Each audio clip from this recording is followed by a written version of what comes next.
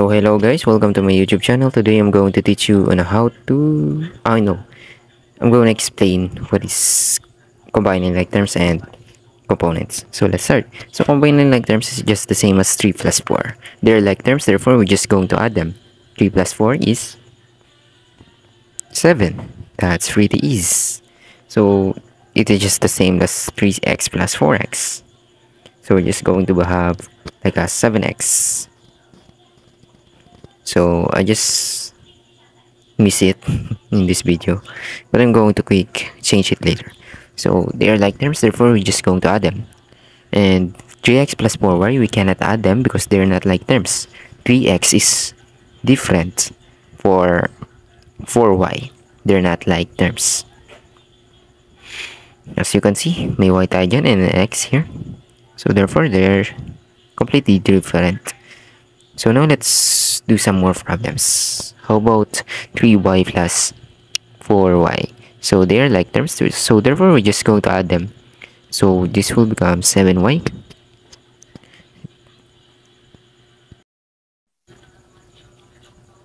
And that's pretty much it. So let's just think of another problem.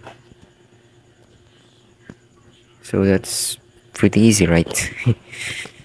How to combine like terms, just pretty basic. So we have 6z plus 3z. So they are like terms, therefore we're just going to add them. And then that's the answer, that's 9z. And let's keep trying more. What about 7y plus 2y plus 8. So as you can see, we're just going to combine 8y plus 2y because they are like terms. So therefore, that's 9y plus 8. 8 lang yung tinara natin because wala siyang katulad. And different from everyone else.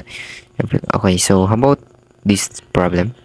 3 times the quantity of x plus 5 plus 8.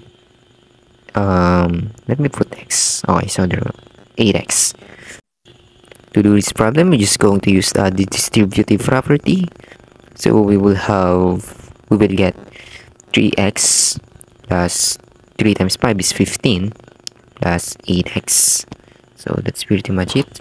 And then combine like terms. So as you can see, 3x and 8x are like terms. So 11x yan plus 15. 15 was left behind. So that's the answer for this. So I'm gonna give more example.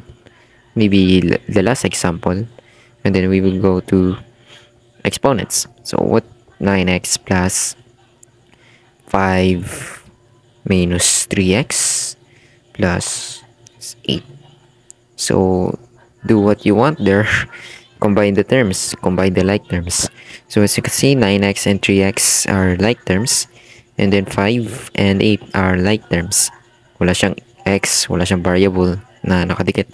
So 9x minus 3x, 6x, 5 plus 8 is 13. So therefore, that's the answer for this problem. So now let's move on to exponents. What the hell exponents? No, they're just like repeated multiplication of a base. So we have a base here and an exponent. So the base here is 2 and the exponent is 3.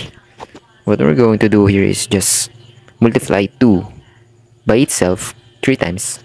So we finally have that. So we have 2 times 2 times 2. So we're just going to multiply. 2 times 2 is 4. And then bring them the 2 there. 4 times 2 is... So that's the answer for this problem. As you can see, it's pretty easy. Just multiplying itself on what will be the exponent b. So here we have a base of 4. Therefore, we're just going to multiply itself by 4 3 times. Because the exponent say 3. So 16 times 4 is... So we're just going to use long multiplication here. 6 times 4 is 6, 18, 24. Okay, there we go. So 64. 4 cube is 64. That's pretty much it. So now, let's give more example. So, let's distinguish something about these exponents and their rules. So kahit naman din yung intindihin nyo, I mean no, we need to get this. So this is different from the other one. This is just outside of negative sign and then 2 times 2 and negative 4. So that's the answer for this problem. And kahit ito meron siyang wala siyang parenthesis, they're just the same. Nasa outside yung negative sign. And dito naman, as you can see, yung negative sign is nasa inside. So therefore, just multiply itself by negative 3 2 times. So negative times negative is positive, and therefore the answer is 9. So that's it. That's it for this video. Thank you guys for watching. And tomorrow, I think I'm going to upload some more videos. Not only basic math, but calculus, algebra, trigonometry, and geometry. Or maybe more, like number systems. And thank you guys for watching.